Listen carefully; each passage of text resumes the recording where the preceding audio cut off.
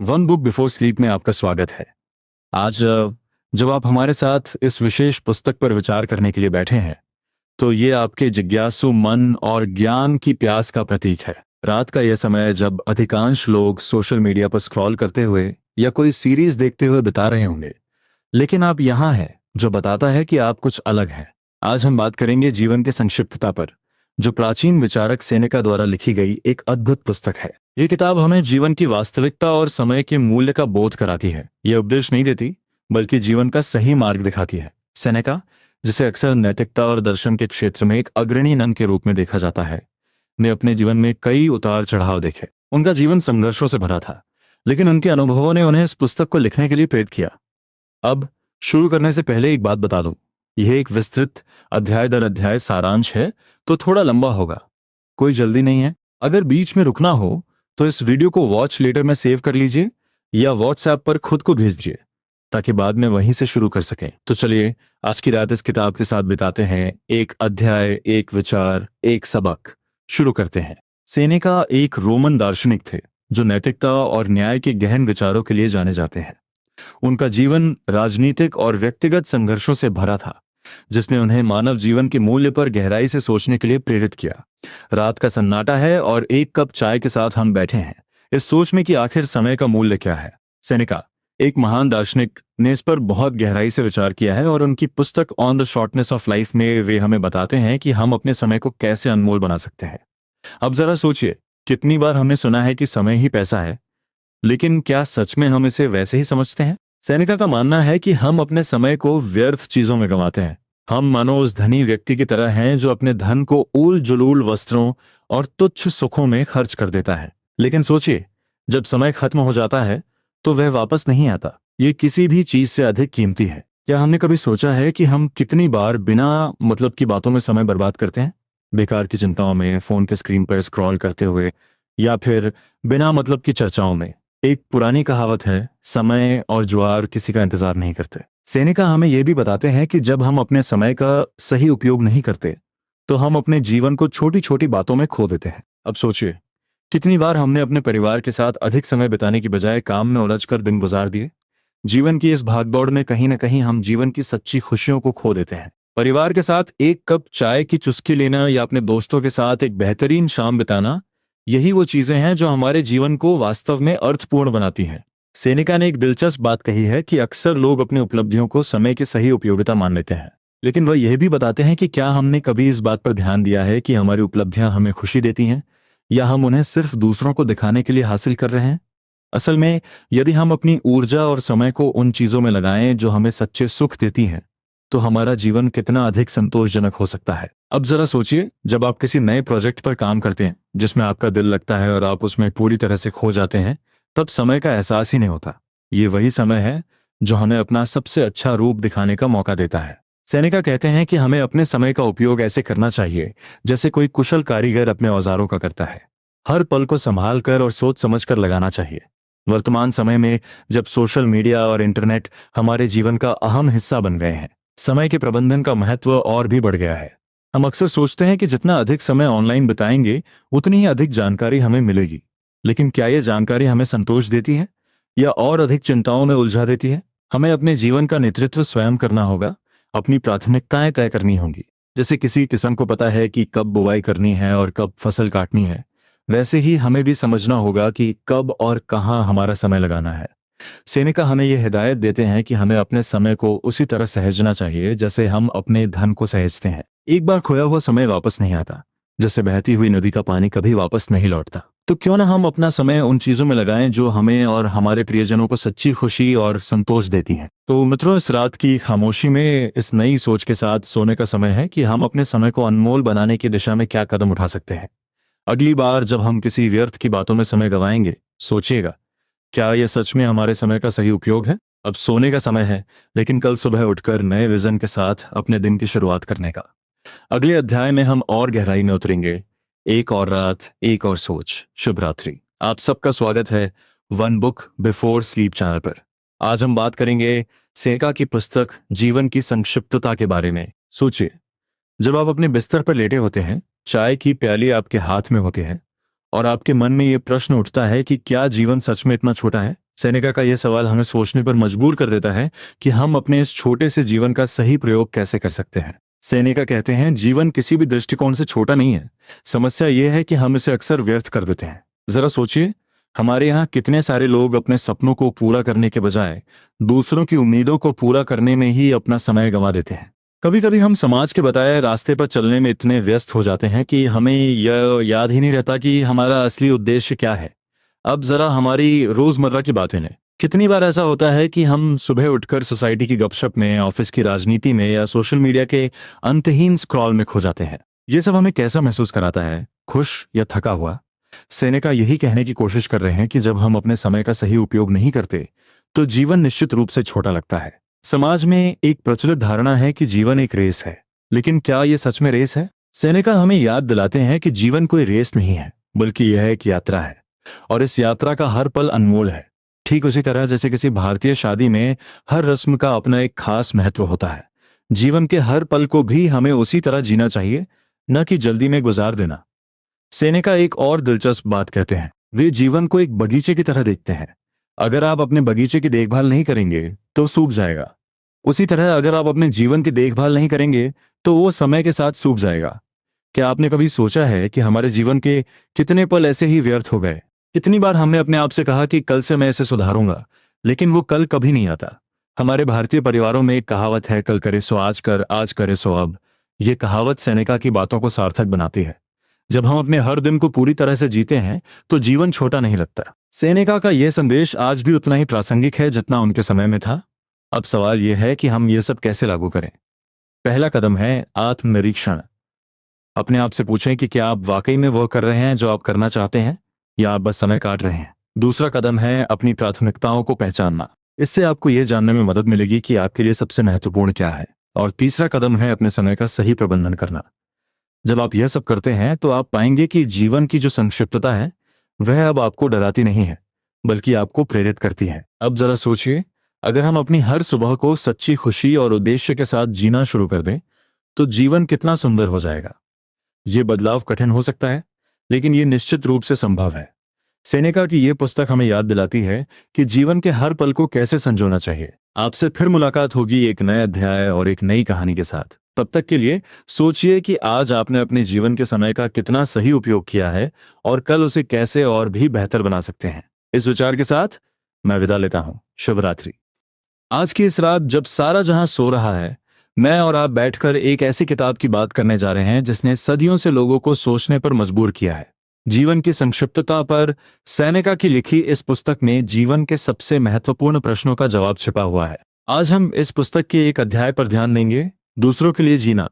यह अध्याय हमें बताता है कि कैसे हम अपना समय दूसरों की इच्छाओं और अपेक्षाओं में व्यर्थ कर देते हैं।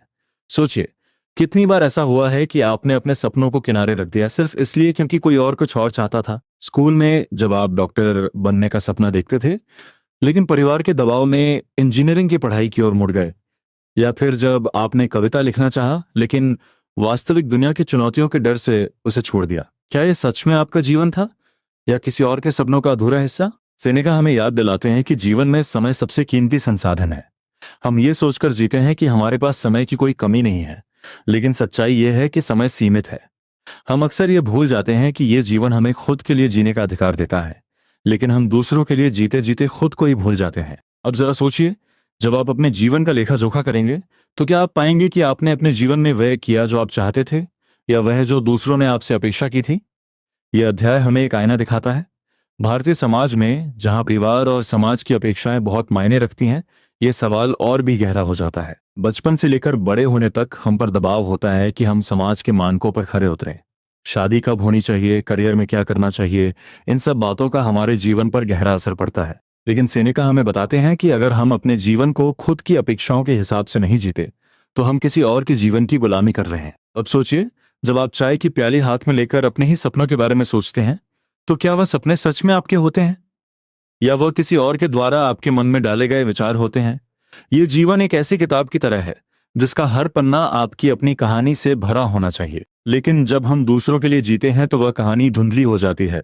संस्कृत शास्त्रों में कहा गया है, अहम ब्रह्मास्मि, अर्थात मैं ही ब्रह्म हूं।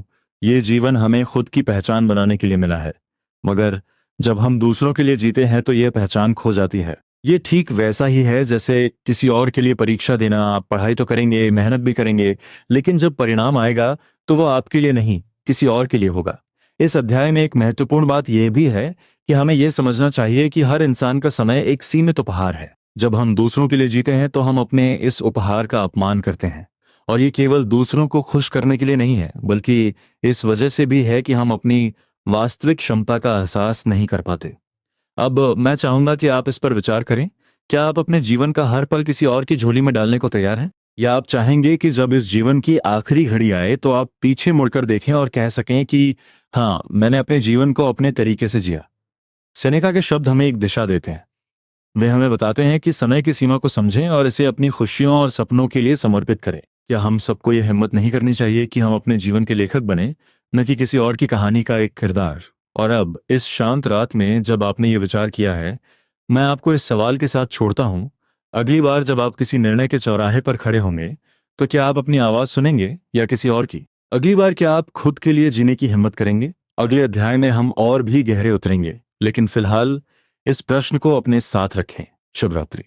क्या आपको कभी ऐसा महसूस हुआ है कि हमारे पास समय की बहुत कमी है, जैसे हम बस भागते जा रहे हैं एक अंतहीन दौड़ में, और फिर भी हमारे पास अपने लिए एक पल नहीं है? सेनेका की पुस्तक on the shortness of life में ये बात बिल्कुल सटीक बैठती है, विशेषकर जब बात आती है अवकाश का सच्चा अर्थ की। चलिए इस बारे में थोड़ी बात करते हैं। कभी कभी हम ये सोचते हैं कि अवकाश यानी फुर्सत का समय बस कुछ करने के लिए होता है जो हमें खुश करे, लेकिन सेनेका हमें याद दिलाते हैं कि अवकाश का सही अर्थ होता है अपने जीवन को समझना और उसका सही उपयोग करना। अब जरा सोचिए, हम कितनी बार सच में अवकाश का सही उपयोग कर पाते हैं? हम अक्सर अवकाश को बस टीवी देखने या सोशल मीडिया स्क्रॉल करने में बर्बाद कर देते हैं। ये वैसा ही है जैसे किसी को स्वादिष्ट भोजन का थाल दिया जाए और वह सिर्फ तस्वीरें खींचने में व्यस्त रहे। सेनेका कहते हैं कि असली अवकाश का मतलब है आत्मनिरीक्षण करना, खुद से जुड़ना। कई बार हम अपनी जिंदगी के सबसे महत्वपूर्ण सवालों से बचते हैं, शायद इसलिए क्योंकि हमें डर होता है उन सवालों के जवाब से। लेकिन जब हम अवकाश का सही उपयोग करते हैं, तब हम अपनी आंतरिक शांति और संतोष की ओर बढ़ते हैं। ये एक चाय के साथ की गई गहरी बातचीत जैसा है, जहां समय थम सा जाता है और हम अपने विचारों को खुलकर व्यक्त कर पाते हैं। मुझे याद आता है, मेरे एक दोस्त ने एक बार बताया कि कैसे उसने अपने अवकाश के समय का सही उपयोग किया। वह हर सुबह अपने छत की छत पर बैठकर सूर्योदय का आनंद लेता था। उस समय में वो अपने जीवन के लक्ष्य और सपनों पर चिंतन करता था। उसका कहना था कि यह समय उसके लिए एक धागे की तरह था, जो उसके पूरे दिन को जोड़ता था और उसे दिशा देता था। ऐसा अवकाश ही तो सेनेका का उद्देश्य है। अब जरा सोचिए, हमारे भारतीय समाज में अवकाश को कैसे देखा जाता है? अक्सर हमें कहा जाता है कि खाली बैठना आलस्य का प्रतीक है। लेकिन क्या यह सच में आलस्य है, या वो समय है जब हम अपने भीतर की आवाज को सुन सकते हैं? हमारे दादी नानी की कहानियों में भी तो यही बात छिपी होती है, जहां कोई बुढ़िया अपनी झोपड़ी के बाहर बैठकर बच्चों को जीवन के अनुभव बताती है। उस अवकाश का उपयोग उसने जीवन का सार समझने में किया होता है। सेनेका की बातें हमें यह भी याद दिलाती हैं कि अवकाश का सही उपयोग करने के लिए हमें अपने समय का प्रबंधन करना आना चाहिए। हम में से कितने लोग ये सोचते हैं कि एक दिन हम समय निकालेंगे, लेकिन वो दिन कभी आता ही नहीं। ये वैसा ही है जैसे हम गाड़ी में पेट्रोल खत्म होने पर सोचें कि अगला स्टेशन जल्दी आ जाएगा, लेकिन वो आता ही नहीं। इसलिए हमें अवकाश को प्राथमिकता देनी होगी, ना कि उसे सिर्फ एक विकल्प के रूप में देखना होगा। आज के समय में जब तकनीक और डिजिटल दुनिया ने हमारे जीवन को और भी व्यस्त बना दिया है, सेनेका की ये बातें और भी प्रासंगिक हो जाती हैं। हमें यह सोचने की जरूरत है कि क्या हम सच में अपना समय सही चीजों में लगा रहे हैं, या हम बस बिना किसी दिशा के बहते जा रहे हैं। अंत में सेनेका की इस विचारधारा से हमें यह सीख मिलती है कि अवकाश का सही उपयोग करना हमें एक समृद्ध और संतोषजनक जीवन की ओर ले जा सकता है। यह हमें वह अवसर देता है जब हम अपनी आत्मा की गहराइयों में झांक सकते हैं और खुद से एक नई पहचान बना सकते हैं। अब जब आप अगली बार अवकाश के क्षण में हो, तो सिर्फ विश्राम करने के बजाय खुद से वह सवाल पूछिए जो जरूरी है: क्या मैं अपने जीवन का सही उपयोग कर रहा हूं? और इसी सवाल के साथ हम अगले अध्याय की ओर बढ़ेंगे, जहां और भी गहराई से जीवन के मायनों को टटोलेंगे। रात का सन्नाटा है, आधी दुनिया सो रही है, और हम आज की इस रात में एक पुराने दोस्त से मिलने जा रहे हैं, सेनेका। उनकी किताब जीवन की लघुता पर में आज हम बात करेंगे समय की चोरी के बारे में। सोचिए, समय को चुराना ये कितना अजीब लगता है ना, लेकिन यही तो सही मायने में हो रहा है। सेनेका हमें यही बताते हैं कि कैसे हम अनजाने में या कभी कभी जानबूझकर समय की चोरी का शिकार बन जाते हैं। अब जरा सोचिए, आप दिन भर क्या करते हैं? ऑफिस का काम, घर की जिम्मेदारियां, दोस्तों से बातचीत, सोशल मीडिया पर स्क्रॉल करना, ये सब करते हुए कितनी बार आपने महसूस किया कि आपका समय कहाँ गायब हो गया? सेनेका कहते हैं कि ये समय खुद ब खुद नहीं खोता, इसे चुराया जाता है। समय की चोरी करने वाले तत्व कौन कौन से हैं? सबसे पहले आते हैं वे लोग और बातें जो हमारी प्राथमिकताओं को भटका देते हैं। जैसे कि कोई दोस्त आपको अचानक मिलने आता है और आप अपने ज़रूरी काम छोड़कर उसके साथ बैठकर चाय पीते हैं। यहाँ चाय के साथ आपका समय भी उड़ जाता है। क्या यह समय को चुराने का एक तरीका नहीं है? फिर आती है चिंता और फिक्र की बारी। आप किसी बात को लेकर इतने परेशान होते हैं कि वो आपकी सारी एनर्जी और समय खा जाती है। सोचिए, जब आप कुछ नहीं कर सकते तो चिंता में समय क्यों बर्बाद करें? ये ठीक वैसा ही है जैसे आप एक सुंदर बगीचे के दरवाजे पर खड़े हों, लेकिन अंदर जाने की बजाय बाहर खड़े होकर ही उसकी सुंदरता का अंदाजा लगाते रहें। फिर आती है अनावश्यक व्यस्तता। हम अक्सर खुद को इतना व्यस्त कर लेते हैं कि ये दिखाना चाहते हैं कि हमारे पास सब कुछ करने का समय नहीं है। सेनेका कहते हैं कि अगर हम अपने जीवन की प्राथमिकताओं को सेट कर लें तो ये व्यस्तता खुद ब खुद गायब हो जाएगी। लेकिन हम क्या करते हैं? हम बेवजह का काम अपने ऊपर लेते हैं और फिर शिकायत करते हैं कि हमारे पास समय नहीं है। ये ठीक वैसे ही है जैसे कोई व्यक्ति पानी से भरे गिलास में और पानी डालने की कोशिश करे। सेनेका ये भी कहते हैं कि समय की चोरी का सबसे बड़ा चोर है हमारा खुद पर ध्यान न देना। हम अपने लिए समय नहीं निकालते। एक कप चाय लेकर खुद से बात करने का समय, अपने विचारों को सुनने का समय, यह आत्मचिंतन का समय होता है जो हमें अपनी दिशा और मंजिल को बेहतर तरीके से समझने का मौका देता है। लेकिन हम इसे दूसरों के लिए छोड़ देते हैं। अब सोचिए, अगर आप खुद से मुलाकात करने का समय ही नहीं निकालेंगे तो आप दूसरों से क्या उम्मीद करेंगे? आखिर में सेनेका एक बहुत ही महत्वपूर्ण बात कहते हैं। समय को चुराने वाले तत्व बाहरी नहीं बल्कि हमारे अंदर होते हैं। हमारी अपनी आदतें, हमारी अपनी प्राथमिकताएं। अगर हम सच में अपना समय संजोना चाहते हैं तो हमें अपनी प्राथमिकताओं को समझना होगा और यह तय करना होगा कि क्या वाकई में हम जिस काम में समय बिता रहे हैं वह हमारे जीवन के लिए महत्वपूर्ण है या नहीं। अब अगली बार जब आप खुद को कहते सुने कि मेरे पास समय नहीं है, तो एक पल रुक कर सोचिए, क्या यह सच में समय की कमी है या कहीं ना कहीं हम खुद ही तो समय की चोरी का शिकार नहीं बन रहे? क्या आपने कभी सोचा है कि आपके जीवन में कौन कौन से ऐसे तत्व हैं जो समय चुराते हैं? हमारी इस बात की चर्चा यहीं पर नहीं रुकती। अगली बार हम देखेंगे कि सेनेका कैसे बताते हैं कि समय को वापस कैसे पाया जाए और उसे संजोकर कैसे रखा जाए। तो हमसे जुड़े रहिए और अगली रात फिर मिलेंगे जहां समय के सफर को हम और अधिक गहराई से समझेंगे। तब तक अपने समय को संभाल कर रखिए, क्योंकि यही आपकी सबसे बड़ी दौलत है। शुभ रात्रि। अब सोचिए, हमारे सामने जीवन है, एक विस्तृत पुस्तक जैसी, हर दिन एक नया अध्याय। परंतु इस पुस्तक के पन्ने पलटते हुए क्या आपने कभी महसूस किया है कि कुछ पन्ने अनपढ़े रह जाते हैं? जब आप जीवन को जीने की बजाय सिर्फ काटने लगते हैं तब संतुलन खो जाता है। जीवन में संतुलन की बात करते हैं तो सेनेका का दर्शन हमें एक गहरी समझ प्रदान करता है। वह कहते हैं कि जीवन का हर पहलू, चाहे वो काम हो, परिवार हो या आत्मिक विकास, एक संगीत के स्वरूप में जुड़ा हुआ है। अगर एक भी स्वर बिगड़ गया तो पूरी धुन बेसुरी हो जाती है। अब जरा सोचिए, सुबह की चाय के साथ बैठे हैं घर की बालकनी में, एक तरफ अखबार है, दूसरी तरफ ऑफिस की फाइलें, बीच में परिवार की उम्मीदें और समाज के दबाव। क्या हम सच में संतुलन बना पा रहे हैं? सेनेका का कहना है कि जीवन में संतुलन उसी तरह आवश्यक है जैसे किसी रसोई में मसालों का सही प्रयोग। अगर नमक थोड़ा भी ज्यादा हो जाए तो स्वाद बिगड़ जाता है और अगर कम हो तो पकवान फीका लगता है। यही नियम हमारे जीवन पर भी लागू होता है। हम अक्सर ये सोचते हैं कि अगर हम अपने काम में व्यस्त रहेंगे तो सब कुछ सही रहेगा, लेकिन क्या ये सच है? सेनेका बताते हैं कि काम में डूब जाना कभी कभी हमें अपने आप से दूर कर देता है। जीवन का उद्देश्य सिर्फ मेहनत करना नहीं है बल्कि व्यक्तिगत संतुलन ढूंढना भी है। एक कहानी सुनिए। एक युवक था, उसने जीवन में बहुत काम किया, बहुत पैसा कमाया, पर जब उससे पूछा गया कि उसने अपने परिवार के साथ कितना समय बिताया तो उसका उत्तर था, बहुत कम। कल्पना कीजिए, कितनी खोखली सफलता होती है ये। अब ये प्रश्न उठता है, संतुलन कैसे प्राप्त करें? जीवन में हर चीज का समय है। हमारे पूर्वजों के पास एक कहावत थी, समय पर सोना, समय पर खाना। इस कहावत में ही गहरी समझ छिपी है। जब हम अपने कार्य और विश्राम के बीच सही तालमेल बिठाते हैं तब हम अपने जीवन में शांति और संतोष पाते हैं। ध्यान दीजिए, एक किसान जब खेत में काम करता है तो वह जानता है कि कब बीज बोने हैं, कब पानी देना है और कब फसल काटनी है। अगर वह सही समय पर सही काम नहीं करता तो उसकी मेहनत बेकार चली जाती है। उसी तरह हमें अपने जीवन के विभिन्न पहलुओं में सही समय पर सही ध्यान देना होता है। सेका का यह भी मानना था कि आत्मचिंतन यानी आत्मावलोकन संतुलन स्थापित करने का एक महत्वपूर्ण साधन है। शाम के समय जब दिन ढल जाता है, कुछ पल खुद के साथ बिताना कितना महत्वपूर्ण हो सकता है, सोचिए। क्या आपने कभी आज के दिन के बारे में सोचा है?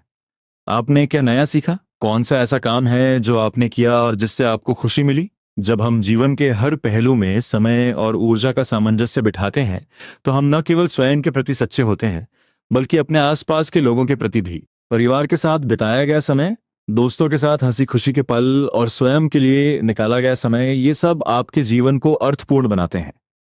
तो आज की रात जब आप सोने के लिए जाएं, तब एक पल ठहरें और सोचें, क्या मेरे जीवन के विभिन्न पहलुओं में संतुलन है?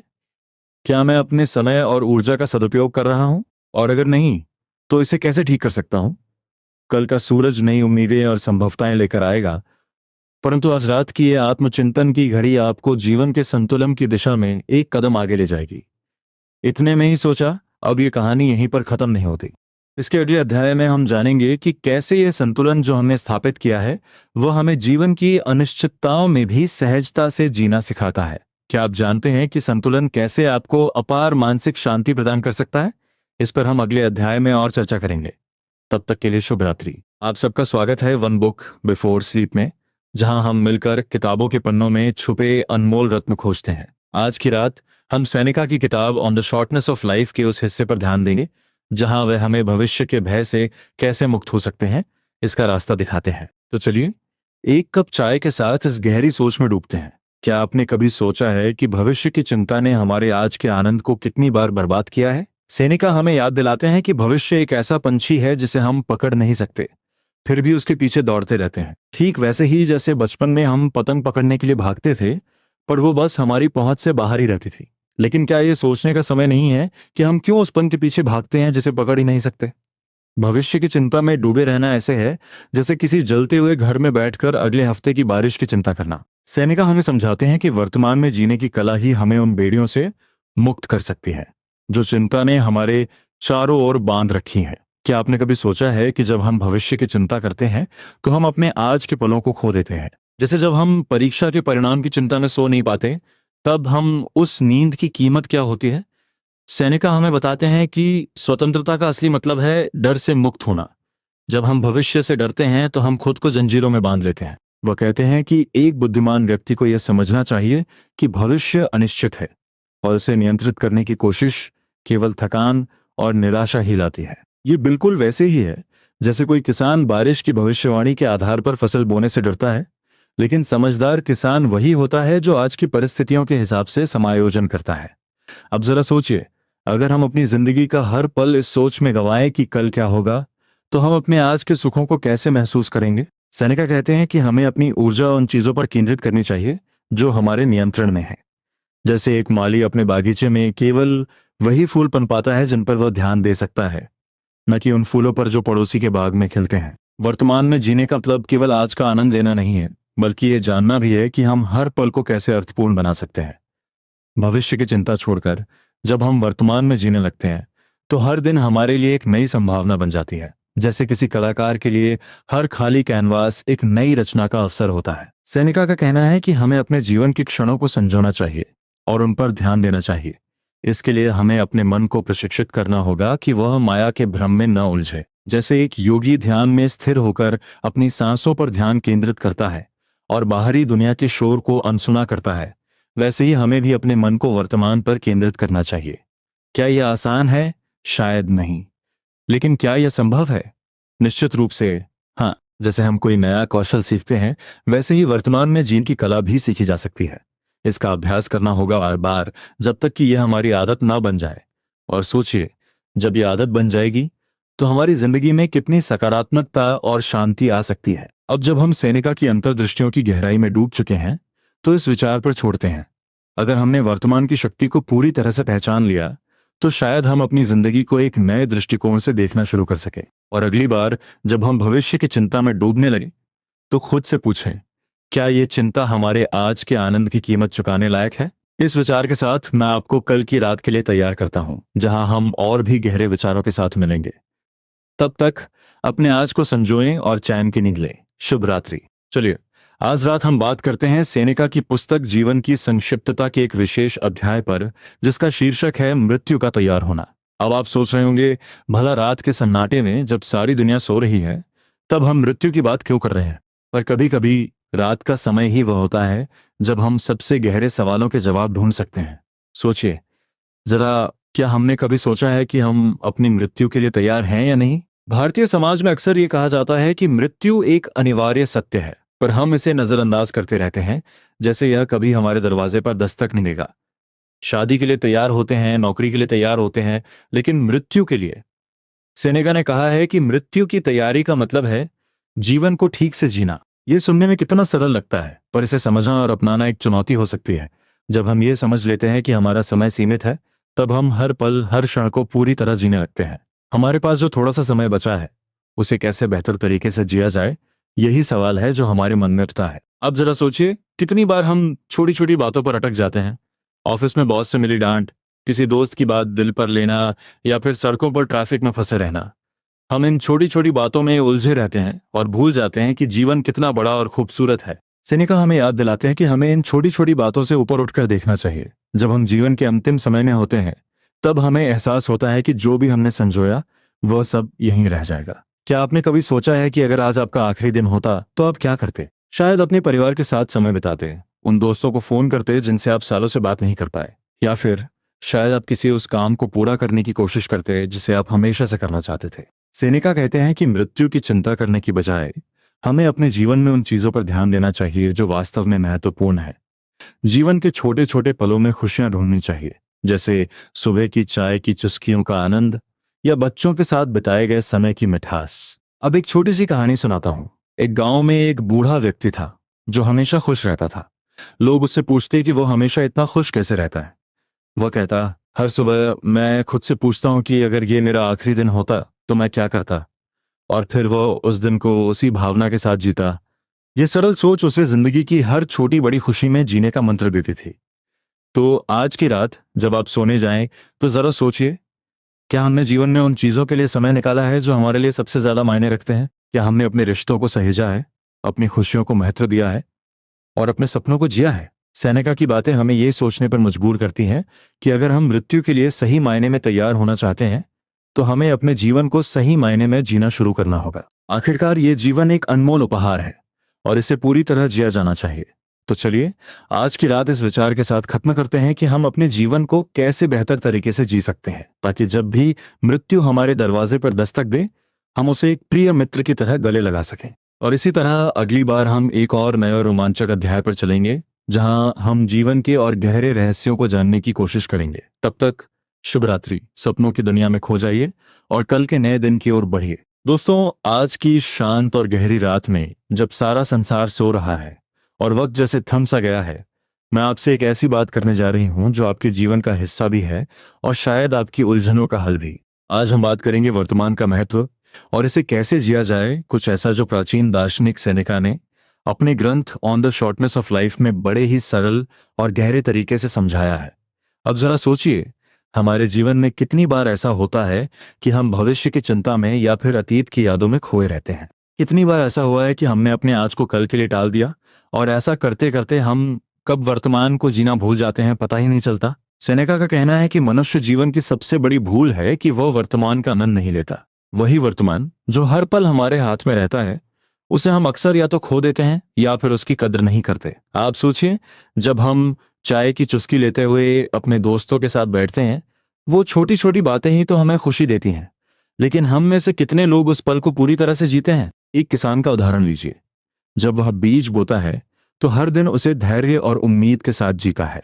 वह जानता है कि फल आने में समय लगेगा, पर वह हर दिन अपने खेत का ख्याल रखता है। उसी तरह हमें भी अपने जीवन के हर पल का ख्याल रखना चाहिए, क्योंकि आज का पल कल के फल की नींव है। सेनेका कहते हैं कि अक्सर लोग समय की कमी का रोना रोते हैं, पर असल में कमी समय की नहीं, बल्कि हमारी उस समय को सही तरीके से उपयोग करने की क्षमता की होती है। जरा सोचिए, अगर हम हर दिन के कुछ पल अपने लिए निकालें अपनी आत्मा को जानने के लिए, तो कितनी राहत मिलेगी। आपने देखा होगा कि कैसे परिवार के बुजुर्ग अपने अनुभवों के साथ हर समस्या का हल जानते हैं। वे कहते हैं कि जीवन का असली आनंद तो छोटे छोटे पलों में छुपा होता है। जैसे जब आप अपनी माँ के साथ रसोई में बात करते हुए खाना बनाते हैं, या जब आप अपने बच्चों के साथ खेलते हैं। ये पल यूं ही बीत जाते हैं, लेकिन इन्हें जीना और इनका स्वाद लेना एक कला है। लेकिन क्या हम वाकई इन पलों को जीते हैं, या फिर हम अपने मोबाइल स्क्रीन में खोए रहते हैं, ये सोचकर कि कल कुछ बड़ा करेंगे? अब सोचिए, अगर हम हर पल को एक उपहार समझकर उसे पूरी तरह से जिएं, तो जीवन कैसे बदल सकता है। वर्तमान का महत्व समझना और इसे जीना, यही असली जीवन है। सेनेका बताते हैं कि समय एक ऐसा उपहार है जो कभी लौट कर नहीं आता, इसलिए हमें इसे बर्बाद नहीं करना चाहिए। यह विचार हमारे भारतीय परंपरा में भी गहरा है। यहाँ भी कहा जाता है कि समय अनमोल है और इसे सही तरीके से जीना ही हमारा कर्तव्य है। दोस्तों, हमारे जीवन में रिश्ते, काम और व्यक्तिगत विकास कभी स्थायी नहीं होते। इन सब के बीच हमारा एकमात्र सच्चा साथी है हमारा वर्तमान। यही समय हमें सिखाता है, यही समय हमें वह बनाता है जो हम बनना चाहते हैं। तो अगली बार जब आप अपने दोस्तों के साथ हों, परिवार के साथ बैठें या जब आप अपने आप के साथ अकेले हों, उस पल को जीने की कोशिश करें। खुद से पूछें, क्या मैं इस पल को पूरी तरह से जी रहा हूं? कहीं ऐसा तो नहीं कि मैं खुद को उस खुशी से वंचित कर रहा हूं जो मेरे सामने है। अब जब इस रात की गहराई में हम ये चर्चा खत्म करने की ओर हैं, तो सोचिए कि सेनेका का ये संदेश हमारे जीवन के लिए कितना महत्वपूर्ण है। और अंत में, जैसे हर अच्छी कहानी का कोई ना कोई मोड़ होता है, वैसे ही मैं आपको इसी सोच के साथ छोड़ जाती हूँ कि आप इस पल को कैसे जी सकते हैं, ताकि आने वाला दिन आपके लिए एक नई शुरुआत लेकर आए। अगले सत्र में मिलते हैं, तब तक के लिए मीठे सपने और एक खुशनुमा सुबह की शुभकामनाएं। हम सब कभी ना कभी इस बात पर सोचते हैं कि जीवन का सही अर्थ क्या है। हम अक्सर व्यस्त रहते हैं, काम में, परिवार की जिम्मेदारियों में और कभी कभी तो खुद के सपनों और इच्छाओं में भी खो जाते हैं। लेकिन क्या हमने कभी यह ध्यान दिया है कि इस सब के बीच में हम जीवन का असली अर्थ कहाँ खो देते हैं? सेनेका, जो एक प्राचीन रोमन दार्शनिक थे, उन्होंने इस सवाल का बहुत ही सुंदर तरीके से जवाब दिया है। आज हम उन्हीं की किताब जीवन की संक्षिप्तता पर के एक हिस्से पर चर्चा करेंगे, दर्शन का मूल्य। जब हम दर्शन की बात करते हैं तो इसका मतलब क्या होता है? क्या ये कोई किताबों में छुपा हुआ ज्ञान है, या कक्षा में पढ़ाई जाने वाली कोई विषय वस्तु, या यह हमारे रोज के जीवन से जुड़ा कुछ है? सेनेका ने दर्शन को जीवन में स्थिरता का आधार माना है। उन्होंने कहा है कि जीवन में स्थिरता पाने के लिए हमें अपने विचारों को एक दिशा में केंद्रित करना होगा। अब जरा सोचिए, कितनी बार हमने अपने विचारों को इधर उधर भटकते हुए पाया है। कभी हम भविष्य की चिंता में खो जाते हैं, तो कभी अतीत की यादों में अटक जाते हैं, और ऐसा करते करते हम वर्तमान का आनंद लेना भूल जाते हैं। दर्शन हमें इसी भटकाव से बाहर निकालने का एक साधन है। यह हमें सिखाता है कि किस प्रकार हम अपने जीवन के उद्देश्यों को पहचान सकते हैं और उन्हें पूरा करने के लिए अपने कदम बढ़ा सकते हैं। जब हम दर्शन को अपने जीवन का हिस्सा बनाते हैं, तो हम एक स्थिरता, एक संतुलन अनुभव करते हैं। ये ठीक वैसे ही है जैसे किसी नदी के किनारे बैठकर उसकी शांत प्रवाह को देखना। नदी बहती रहती है, लेकिन उसके किनारे बैठे व्यक्ति को शांति का अनुभव होता है। अब एक पल के लिए सोचिए, जब आप अपने परिवार के साथ बैठकर चाय पी रहे होते हैं और हल्की फुल्की बातें कर रहे होते हैं, क्या वो पल आपकी दिनचर्या में एक स्थिरता नहीं लाता? यही तो जीवन की सरलता और स्थिरता है। सेनेका कहते हैं कि दर्शन हमें इसी प्रकार की स्थिरता प्रदान कर सकता है। सेनेका ने यह भी कहा है कि जीवन की छोटी मोटी परेशानियों को दूर करने के लिए हमें दर्शन का सहारा लेना चाहिए। ये परेशानियां ठीक उस धूल की तरह होती हैं जो समय समय हमारे घरों में जम जाती है। जैसे हम अपने घर की सफाई करते रहते हैं, वैसे ही हमें अपने विचारों की सफाई भी करते रहना चाहिए। दर्शन का अध्ययन हमें यह शक्ति देता है कि हम इन मानसिक धूल को साफ कर सकें और एक स्पष्ट दृष्टिकोण पा सकें। क्या आपने कभी सोचा है, जब हम किसी कठिन परिस्थिति का सामना करते हैं, तो हम सबसे पहले किसकी ओर भागते हैं? अक्सर हम अपने दोस्तों या परिवार के पास जाते हैं, उनकी राय लेते हैं, उनसे सलाह मांगते हैं। यही तो जीवन का दर्शन है, जीवन के गहरे अर्थ को समझना और अपनी समस्याओं का समाधान ढूंढना। आजकल की भागदौड़ भरी जिंदगी में हम अक्सर खुद को खो देते हैं। करियर की दौड़, पैसे की होड़ और समाज की अपेक्षाओं के बीच हम अपने मन की शांति को कहीं पीछे छोड़ देते हैं। लेकिन सेनेका कहते हैं कि अगर हम दर्शन का सहारा लें, तो हम इस उलझन से निकल सकते हैं। ये ठीक वैसे ही है जैसे समुद्र में बहता हुआ जहाज अपनी दिशा को सुनिश्चित करता है। हमारे विचार भी उस जहाज की तरह होते हैं, जिन्हें सही दिशा देने के लिए हमें दर्शन की जरूरत होती है। तो दोस्तों, वापस लौटते हैं सेनेका की उस अंतर्दृष्टि पर, जो हमें जीवन की स्थिरता का एहसास कराती है। जैसे एक किसान अपनी फसल की देखभाल करता है, वैसे ही हमें भी अपने विचारों की देखभाल करनी चाहिए। दर्शन का महत्व इसी में है कि ये हमें अपने जीवन को सही दिशा में ले जाने में मदद करता है। अब जब रात का सन्नाटा छा रहा है और चांदनी धीरे धीरे आपके कमरे में फैल रही है, तो इस बारे में सोचिए कि कैसे आप दर्शन को अपने जीवन का हिस्सा बना सकते हैं। अगली बार जब हम मिलेंगे, तो हम और भी गहराई में जाएंगे और देखेंगे कि कैसे ये प्राचीन विचार आज भी हमारे लिए प्रासंगिक हैं। तब तक के लिए मीठी नींद के सपनों में खो जाइए और याद रखिए, जीवन का असली आनंद इसे जीने में है, न कि इसे समझने में। रात का सन्नाटा है और हमारे इस channel one book before sleep पर आप सबका स्वागत है। आज की रात हम बात करेंगे एक ऐसे विषय पर जो जितना पुराना है, उतना ही आज भी प्रासंगिक है। आत्मा की स्वतंत्रता, ये कुछ ऐसा है जिस पर विचार करना जरूरी है, क्योंकि आज के समय में जब भाग दौड़ भरी जिंदगी में अटक कर हम अपनी आत्मा की आजादी भूल से गए हैं, तो क्यों ना थोड़ी देर ठहर कर इस बारे में सोचें। सेनेका, जो एक महान दार्शनिक थे, उन्होंने आत्मा की स्वतंत्रता पर जो विचार प्रस्तुत किए हैं वो आज भी हमारे जीवन पर गहरा प्रभाव डाल सकते हैं। सेनेका कहते हैं कि आत्मा की स्वतंत्रता प्राप्त करने के लिए हमें अपने जीवन के साथ एक सच्चाई से भरा रिश्ता बनाना होता है। लेकिन ये कैसे किया जाए? क्या हमें नौकरी छोड़ देनी चाहिए या जिम्मेदारियों से भागना चाहिए? अब जरा सोचिए, हम अपने जीवन में कितने ऐसे काम करते हैं जो हमें सच में खुशी नहीं देते, पर हम फिर भी करते हैं। कभी कभी ये ऐसा होता है जैसे हम एक अदृश्य जंजीर से बंधे हुए हैं। सेनेका की दृष्टि में आत्मा की असली स्वतंत्रता तब मिलती है जब हम इन जंजीरों को पहचान कर उन्हें तोड़ने की हिम्मत जुटाते हैं। जैसे जब हम किसी पुराने दोस्त के साथ बैठकर घंटों तक चाय की प्यालियां पीते हैं, तब वो कुछ घंटों का समय जैसे उड़ जाता है। उस समय हम ना किसी नौकरी की चिंता करते हैं, ना किसी भविष्य की। हम वहां होते हैं, बस वहां। ये महसूस करना ही आत्मा की स्वतंत्रता की ओर पहला कदम है।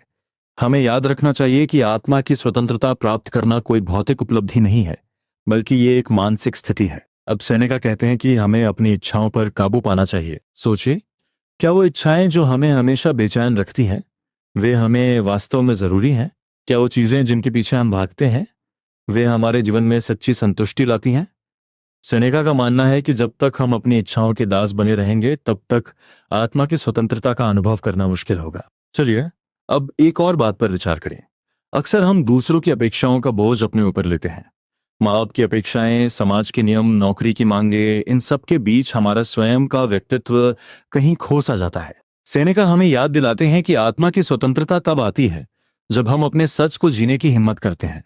ये ठीक वैसे ही है जैसे एक कलाकार अपना दिल खोलकर अपनी कला में उंडेलता है, बिना इस चिंता के कि लोग क्या कहेंगे। और सोचिए, क्या हम अपनी जिंदगी के निर्णय वास्तव में अपनी मर्जी से लेते हैं, या हम दूसरों के बनाए हुए खांचे में खुद को फिट करने की कोशिश करते हैं?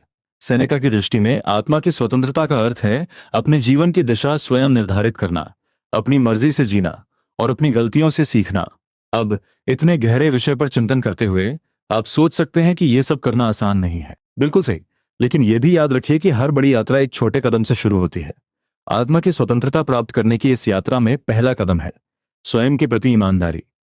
अपने आप से ये पूछिए कि क्या मैं वास्तव में वही कर रहा हूं जिससे मेरी आत्मा को खुशी मिले। ये विचार करना महत्वपूर्ण है कि आत्मा की स्वतंत्रता का अर्थ यह नहीं कि हम कोई भी जिम्मेदारी ना लें, बल्कि इसका अर्थ यह है कि हम अपनी जिम्मेदारियों को इस भावना के साथ लें कि वे हमारे आत्मिक विकास में सहायक हैं। जब हम अपने कार्यों को एक उद्देश्यपूर्ण जीवन के हिस्से के रूप में देखते हैं, तब हम उन पर नियंत्रण महसूस करते हैं।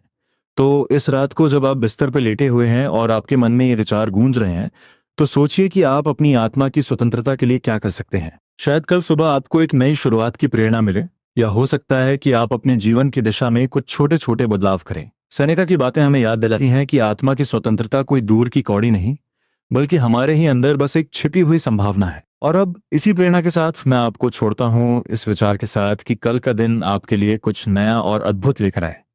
अगली बार फिर मिलेंगे एक नई किताब के साथ, एक नई रात में। तब तक के लिए शुभ रात्रि।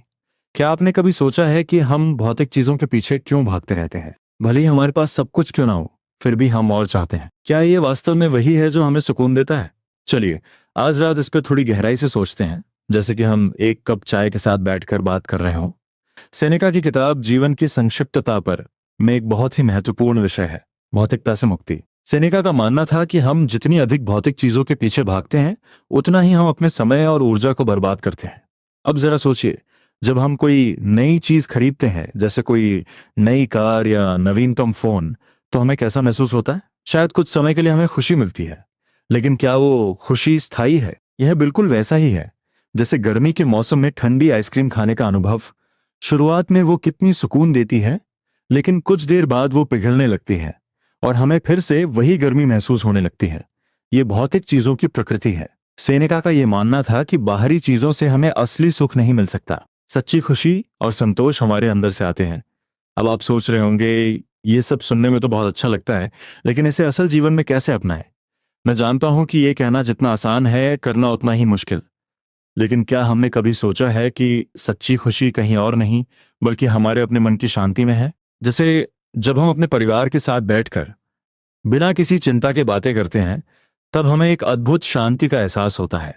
वही शांति, वही सुकून है जो भौतिक चीजों में नहीं मिल सकता। इसी संदर्भ में एक कहानी याद आती है। एक छोटे से गांव में एक व्यक्ति रहता था जिसके पास बहुत सारी धन संपत्ति थी, लेकिन फिर भी वह हमेशा चिंता में रहता था कि कहीं उसका धन खो न जाए। एक दिन उसने गांव के एक साधु से कहा, मैं बहुत अमीर हूं, फिर भी मुझे शांति नहीं मिलती। साधु ने उससे कहा, अपने दिमाग को भौतिक चीजों से हटाकर देखो, असली धन तो वो है जो तुम्हारे मन में है। यह सुनकर उस व्यक्ति ने अपनी कई संपत्तियां दान कर दी, और जो शांति उसे तब मिली वो उसके लिए अनमोल थी। अब सोचिए, क्या हम भी कुछ ऐसा कर सकते हैं?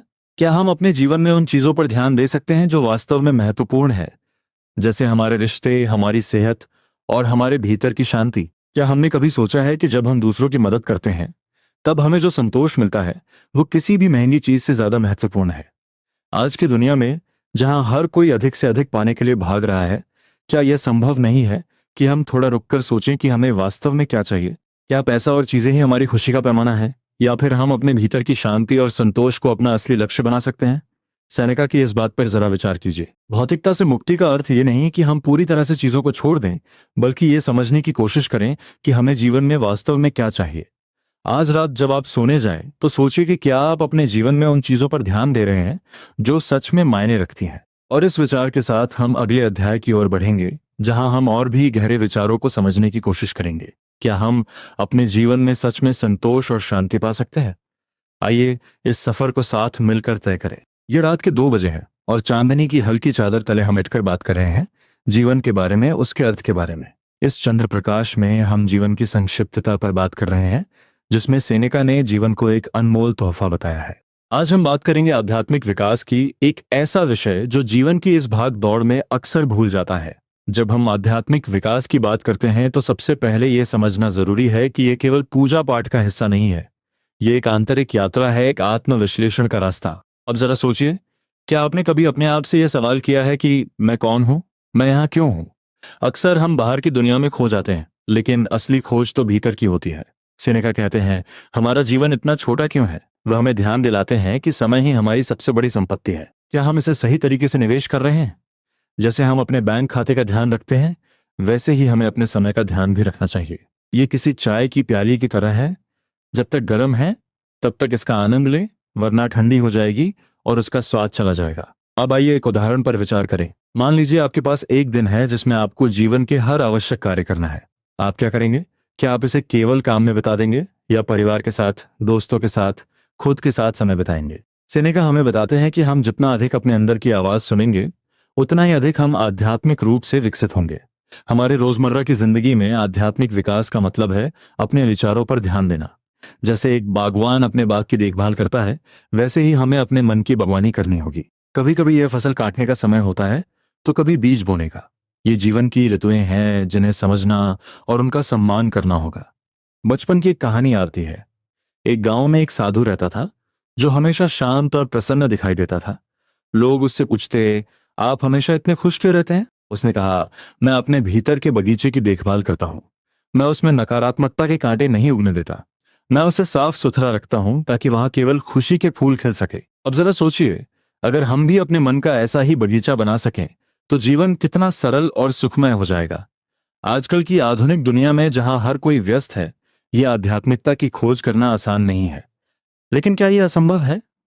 नहीं, यह सिर्फ एक निर्णय का मामला है। जब आप सुबह जागते हैं, क्या आप अपने दिन की शुरुआत किसी सकारात्मक विचार या ध्यान से करते हैं? ये छोटे छोटे प्रयासों से ही आध्यात्मिक विकास संभव है। सोशल मीडिया की इस दुनिया में जहां हर कोई किसी जुनून में फंसा है, हमने अपने असली खुद को खो दिया है। हमें ये याद रखना होगा कि आध्यात्मिक विकास का मतलब है खुद को जानना। ये जानना कि हमारी सच्ची इच्छाएं क्या हैं, हमारी सीमाएं क्या हैं और हमारे सपने क्या हैं। आध्यात्मिक विकास का ये सफर अकेला नहीं होता। कभी कभी हमें एक मार्गदर्शक की जरूरत होती है, एक गुरु की, जो हमें सही दिशा दिखा सके। ये गुरु कोई व्यक्ति हो सकता है, कोई किताब हो सकती है, या फिर स्वयं सेनेका की तरह कोई महान विचारक। तो दोस्तों, आज की इस रात में जब सब कुछ शांत है और केवल चांदनी हमारा साथी है, आइए हम अपने भीतर झांकें और देखें कि हम अपने जीवन और आत्मा के साथ क्या कर रहे हैं। क्या हम अपने समय का सही उपयोग कर रहे हैं? क्या हम सही दिशा में बढ़ रहे हैं? अगली बार हम बात करेंगे जीवन की सीमाओं और अवसरों के बारे में। लेकिन तब तक इस सोच के साथ सोने जाएं कि आपका जीवन कितना अनमोल है और इसे कैसे और बेहतर बना सकते हैं। आपकी इस आध्यात्मिक यात्रा में मैं आपके साथ हूँ। तो मिलते हैं अगली बार एक नई कहानी के साथ, एक नई सीख के साथ। शुभ रात्रि। क्या आप कभी रात के सन्नाटे में बैठे हुए विचार कर रहे हैं कि हमारे जीवन में सच्ची मित्रता का क्या महत्व है? जैसे ही हम अपनी छोटी उम्र और उसकी सीमाओं के बारे में सोचते हैं, तभी हमें समझ आता है कि जीवन के इस सफर में एक सच्चा मित्र कितना अहम हो सकता है। सेनेका की अद्वितीय दृष्टि हमें दिखाती है कि हमारी समस्याओं और सुख दुख में सच्ची मित्रता का क्या स्थान है। कल्पना कीजिए, एक हल्की सी ठंडी रात में जब चाय का कप आपके हाथ में हो और आप अपनी बालकनी में बैठे हो, तब आप किसी ऐसे दोस्त के बारे में सोचें जो हमेशा आपके साथ रहा हो। ये साथी उस वक्त का है जब आप अपने करियर के बारे में उहापोह में थे, या जब परिवार का दबाव आपके ऊपर था। क्या वो एक सच्चा मित्र नहीं था जिसने आपको अपने दिल की बात कहने का मौका दिया और बिना किसी निर्णय के आपकी बातें सुनी? जीवन की छोटी अवधि को देखकर हमें समझ में आता है कि समय की कमी के चलते हम हमेशा जल्दी में रहते हैं, लेकिन क्या हम वाकई अपने मित्रों के लिए समय निकाल पाते हैं? सेनेका कहता है कि सच्ची मित्रता वह है जो हमें आत्ममंथन का अवसर देती है। कोई ऐसा दोस्त जो हमें हमारे खुद के बारे में सोचने पर मजबूर कर दे, हमारे निर्णयों को चुनौती दे और हमारे विचारों को स्पष्ट करे। अब जरा सोचिए, कितनी बार हम किसी मित्र से बातचीत के बाद खुद को अधिक स्पष्ट और आत्मविश्वासी महसूस करते हैं। हमारे जीवन की यात्रा में हम कई बार खुद को खोया हुआ महसूस करते हैं, जैसे कि कोई नाव बिना पतवार के भटक रही हो। ऐसे में एक सच्चा मित्र वह होता है जो हमारी दिशा को सही दिशा में मोड़ता है। सेनेका कहता है कि मित्रता वह पुल है जो हमें हमारे अतीत से जोड़ता है और भविष्य की ओर ले जाता है। ये एक ऐसा सहारा है जिसकी ओर हम हमेशा अपने जीवन के कठिन क्षणों में देखते हैं। आजकल के तेजी से बदलते युग में जब हर कोई व्यस्त है और अकेलापन बढ़ता जा रहा है, तब सच्ची मित्रता का महत्व और भी अधिक हो जाता है। फोन की स्क्रीन पर स्क्रॉल करते हुए जब हम अनगिनत रिश्तों को देखते हैं, तब यह समझना मुश्किल हो जाता है कि कौन वाकई हमारे सच्चे मित्र हैं। यहाँ सेनेका की शिक्षा हमें याद दिलाती है कि मित्रता दिखावे का नहीं, बल्कि गहरे संबंधों का आधार है। कल्पना करें, आप अपने जीवन के सबसे कठिन दौर से गुजर रहे हैं और ऐसा महसूस कर रहे हैं कि कोई भी आपको समझ नहीं सकता। ऐसे वक्त में एक सच्चा मित्र वह होता है जो न केवल आपके आंसुओं को पोंछता है, बल्कि आपके भीतर के दर्द को भी समझता है। वो बिना कहे समझ जाता है कि आपके दिल में क्या चल रहा है और क्या आपको सुकून दे सकता है। सेनेका ये भी कहता है कि मित्रता हमें सिखाती है कि हम अपने निर्णयों में और अधिक जिम्मेदार कैसे बन सकते हैं। जब हम जानते हैं कि कोई हमारी यात्रा में हमारे साथ है, तब हम जीवन के निर्णय लेने में अधिक साहसी होते हैं। एक सच्चा मित्र हमें हमारी कमियों को दिखाने का साहस भी रखता है, ताकि हम खुद को बेहतर बना सकें। अब जब हम इस रात में बैठकर सेनेका की इन बातों को सोचते हैं, तो ये हमें अपने जीवन के उन लोगों की याद दिलाती है जिन्होंने हमें इस यात्रा में साथ दिया है। क्या आपने कभी सोचा है कि आप अपने दोस्तों के लिए क्या कर सकते हैं? क्या आप उन्हें यह महसूस करा सकते हैं कि वे आपके लिए कितने महत्वपूर्ण हैं? और यहीं से हमारी बातचीत का अंत होता है, लेकिन यह विचार आपके साथ रह सकता है। अगली बार जब आप किसी मित्र से मिलें, उन्हें यह बताना न भूलें कि वे आपके लिए क्या मायने रखते हैं। और शायद अगली बार जब आप खुद को अकेला महसूस करें, तो यह याद रखें कि जीवन की यह छोटी अवधि सच्ची मित्रता के बिना अधूरी है। तो चलिए, अगली बार जब हम मिलेंगे तब इस विषय पर और बात करेंगे। और तब तक अपने मित्रों को गले लगाना न भूलें। क्या आप तैयार हैं इस यात्रा को और भी अर्थपूर्ण बनाने के लिए? अगले अध्याय में मिलते हैं, जहां हम जीवन के अन्य रहस्यों को उजागर करेंगे। शुभ रात्रि।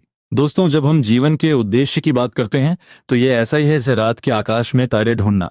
हम सभी का मन करता है कि हमारा जीवन एक विशेष उद्देश्य से भरा हो, लेकिन क्या वाकई हम जानते हैं कि वह उद्देश्य क्या है और उसे कैसे पूरा करें? सेनेका जैसे महान दार्शनिकों ने सदियों पहले इस पर गहरी बातें की हैं, जिनमें से कुछ आज भी उतनी ही सार्थक हैं। सेनेका कहते हैं कि जीवन का उद्देश्य ढूंढना एक यात्रा है, न कि मंजिल। ये समझना जरूरी है कि जीवन का अर्थ सिर्फ भौतिक सफलता या समाज द्वारा निर्धारित मानदंडों में ही नहीं है। अब जरा सोचिए, जब आप अपने परिवार के साथ बैठकर चाय की चुस्कियों के बीच बात करते हैं, क्या तब भी आपको जीवन का उद्देश्य समझ आता है? शायद नहीं, क्योंकि सत्य यह है कि जीवन का उद्देश्य बाहर नहीं, भीतर की खोज में है। जीवन का उद्देश्य ढूंढने के लिए सबसे पहले हमें अपनी अंतरात्मा से संवाद करना होगा। ये उसी तरह है जैसे हम किसी पुराने मित्र से गहरे रहस्यों को साझा करते हैं। सेनेका कहते हैं कि आत्मचिंतन और आत्मनिरीक्षण हमें हमारे वास्तविक उद्देश्य के करीब लाते हैं। अब आपके जीवन में कितनी बार ऐसा हुआ है कि आप भीड़ में होते हुए भी अकेलापन महसूस करते हैं? ये अकेलापन हमें सोचने पर मजबूर करता है कि हम कौन हैं और हम क्या चाहते हैं। समाज द्वारा बनाए गए आदर्श अक्सर हमें भ्रमित कर देते हैं। एक साधारण उदाहरण लें, जब लोग मानते हैं कि एक शिक्षक का जीवन केवल छात्रों को पढ़ाने तक ही सीमित है, परंतु क्या आपने कभी एक शिक्षक को देखा है जो अपने छात्रों के जीवन में बदलाव लाने की कोशिश करता है? वह अपने उद्देश्य को समझ चुका है, शिक्षा देना नहीं, बल्कि जीवन को दिशा देना। सेनेका ये बताते हैं कि जीवन का उद्देश्य केवल अपने लाभ के लिए नहीं होना चाहिए। हमें अपने कार्यों के माध्यम से समाज और अन्य लोगों के जीवन को सकारात्मक रूप से प्रभावित करने का प्रयत्न करना चाहिए। ये वैसा ही है जैसे आप किसी को मुस्कुराते हुए देखते हैं और आप भी मुस्कुरा देते हैं। ये एक छोटी सी बात है, परंतु इसका प्रभाव बहुत गहरा हो सकता है। कभी कभी हमें लगता है कि हम जीवन के उद्देश्य की खोज में अकेले हैं, लेकिन ये यात्रा हमें ये सिखाती है कि हर व्यक्ति की खोज अनोखी होती है। ये बिल्कुल वैसा ही है जैसे हर नदी का अपना अलग प्रवाह होता है, लेकिन अंततः सभी समुद्र में मिल जाती हैं। इसी प्रकार हमें अपने दिल की सुननी चाहिए और उसे अपना मार्गदर्शन बनाना चाहिए। सेनेका यह भी जोड़ते हैं कि हमारे उद्देश्य की पूर्ति में समय बहुत अहम भूमिका निभाता है। जीवन का समय सीमित है और हमें इसे बुद्धिमानी से उपयोग करना चाहिए।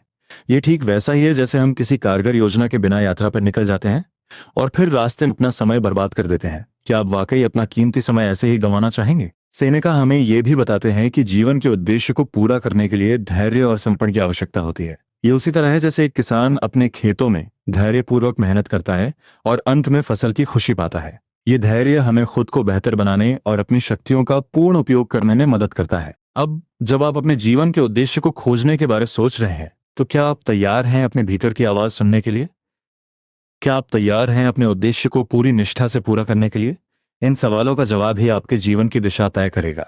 तो दोस्तों, इस रात की शांतिपूर्ण घड़ी में जब आप सितारों की छांव में बैठे हैं, अपने उद्देश्य की खोज की दिशा में एक कदम उठाना कैसा रहेगा? सोचिए, और अगली बार जब हम मिलेंगे तो हम इस यात्रा के और गहरे रहस्यों पर बात करेंगे। तब तक खुद से प्यार करें और जीवन के इस अद्भुत सफर का आनंद लें। सेनेका की on the shortness of life एक गहरी अंतर्दृष्टि प्रदान करती है कि हम कैसे अपने जीवन को बेहतर समझ सकते हैं और जी सकते हैं। ये पुस्तक हमें याद दिलाती है कि जीवन कभी भी उतना लंबा नहीं होता जितना हम सोचते हैं। अक्सर हम अपनी प्राथमिकताओं को पहचानने में विफल रहते हैं और जो वास्तव में महत्वपूर्ण है उसे भूल जाते हैं। एक, समय का महत्व समझें। जीवन का वास्तविक मूल्य समय में निहित है। हम इसे कैसे बिताते हैं यह तय करता है कि हम कितने संतुष्ट और पूर्ण महसूस करते हैं। तो अगली बार जब चाय की प्याली लेकर बैठें, सोचें कि आप अपना समय कैसे बिता रहे हैं। क्या यह आपके लक्ष्यों और सपनों की ओर बढ़ रहा है? दो, वर्तमान में जिए। हम अक्सर अतीत की चिंताओं में उलझ जाते हैं या भविष्य की चिंता में खोए रहते हैं। वर्तमान में जीना हमें अपने जीवन को पूरी तरह से समझने और सराहने का अवसर देता है। हर सुबह जब सूरज की पहली किरण आपके चेहरे पर पड़े, उसे गहराई से महसूस कीजिए। तीन, अनावश्यक चीजों से दूर रहें। हमारे जीवन में कई बातें और लोग ऐसे होते हैं जो हमें थका देते हैं। यह महत्वपूर्ण है कि हम अनावश्यक चीजों को छोड़कर उन चीजों पर ध्यान केंद्रित करें जो हमें खुशी और संतोष देती हैं। क्या आप किसी ऐसे काम में उलझे हैं जो आपको भीतर से संतोष नहीं देता? चार, सीखते रहना। ज्ञान की खोज कभी समाप्त नहीं होती। हमेशा कुछ नया सीखने की कोशिश करें। इससे न केवल आपका दृष्टिकोण विस्तृत होगा, बल्कि आपको नई संभावनाओं की ओर ले जाएगा। क्या आप कुछ नया करने की कोशिश करेंगे, जैसे कि कोई नई भाषा सीखना? पांच, दूसरों के साथ समय बिताएं। अपने प्रियजनों के साथ बिताया गया समय सबसे मूल्यवान होता है। अपने परिवार और दोस्तों के साथ छोटे छोटे पल साझा करें। वे पल आपके जीवन की सबसे बड़ी धरोहर होंगे। क्या आपने आज अपने किसी करीबी से दिल से बात की? जाने से पहले मुझे बताइए। नीचे कमेंट में कम से कम एक विचार लिखिए जो आपके दिल को छू गया। कोई कॉन्सेप्ट जो आपकी सोच बदल दे, कुछ जो आप आजमाना चाहें। आपकी बात किसी और के लिए प्रेरणा बन सकती है। और अगर इस सारांश ने आपको कुछ नया सिखाया, एक नई सोच दी, या बस एक शांत रात दी, तो इसे किसी ऐसे इंसान के साथ शेयर कीजिए जिसे इसकी जरूरत हो। सब्सक्राइब कीजिए वन बुक बिफोर स्लीप को और बेल आइकन दबाइए ताकि कोई नया सारांश ना छूटे। हर हफ्ते हम एक शांत रात में एक महान किताब के साथ बैठते हैं, इस विश्वास के साथ कि ज्ञान अच्छे से बांटा जाए तो जिंदगी बदल सकता है। अगली बार तक पढ़ते रहिए, बढ़ते रहिए और याद रखिए, हर छोटा कदम मायने रखता है। अगली किताब में मिलते हैं। शुभ रात्रि।